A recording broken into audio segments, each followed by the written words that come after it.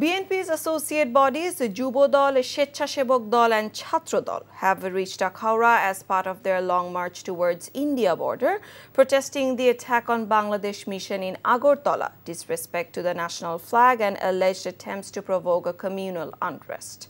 The long march started at 9 a.m. today from in front of the BNP central office in Noipolton in the capital.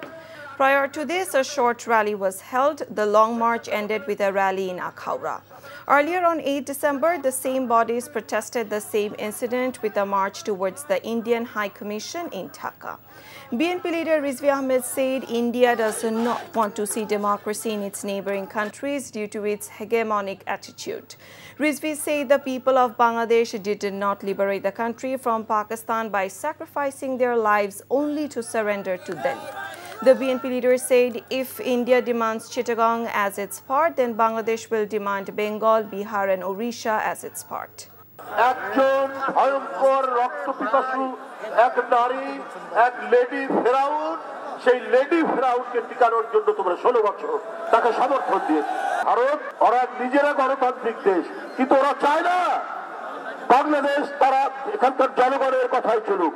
তারা ভুটান, তারা নেপাল, তারা কি বলে যে মালদ্বীপ, শ্রীলঙ্কার লোকরা নিজের কথাই চলুক, দিল্লির কথাই চলতে হবে। বন্ধুরা আবার ওরা বাংলাদেশের মানুষের রক্তের যে তেজ, তাদের যে আত্মশক্তি, তাদের যে বীরত্ব, তাদের যে তৃপ্ত পদবিক্ষেপে এগিয়ে যাওয়ার যে ঐতিহ্য, এইটা দিল্লির সাউথ ব্লক ওরা বুঝতে পারেনি।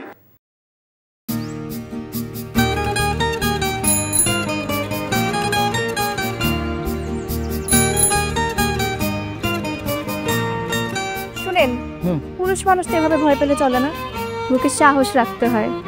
যা বলবেন সোজা সাপটা বলবেন।